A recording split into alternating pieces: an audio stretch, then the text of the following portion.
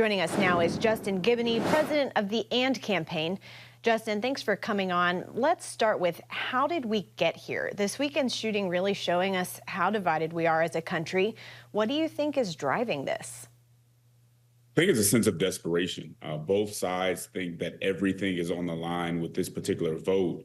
And we've just been showing that we haven't handled it well, that we haven't been able to put things into perspective to say this election matters and who wins matters, but there's something bigger and we need to relate to each other in a better way, even if we disagree, and we just haven't been doing that well. What is not needed from Christians right now in the wake of the shooting at the Trump rally? I think vitriol.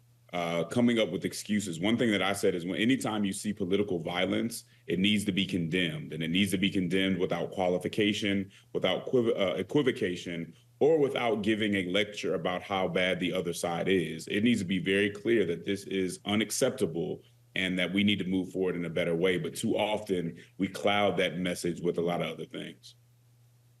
What kind of influence could Christians have on American politics if we do handle this well going forward?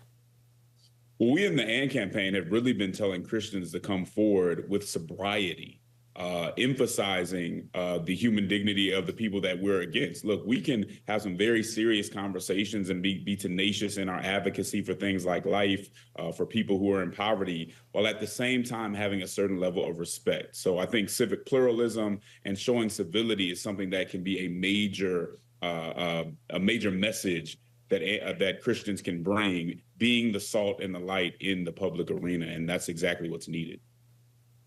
In this election season, unfortunately, anyone on the opposite side that we're on may come across as an enemy. As Christians, how do we love each other well?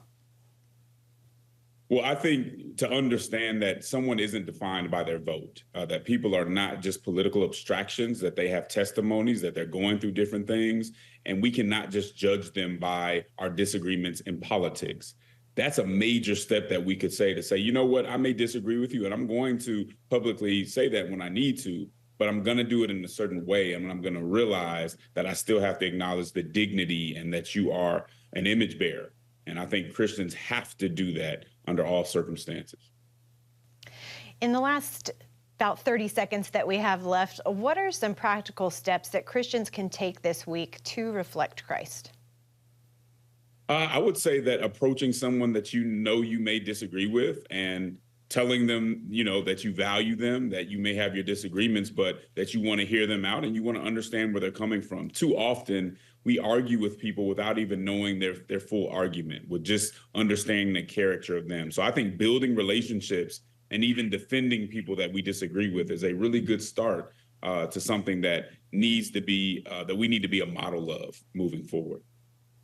All right, Justin Giboney with the AND campaign, thank you so much for coming on. A really important perspective. Thanks for having me.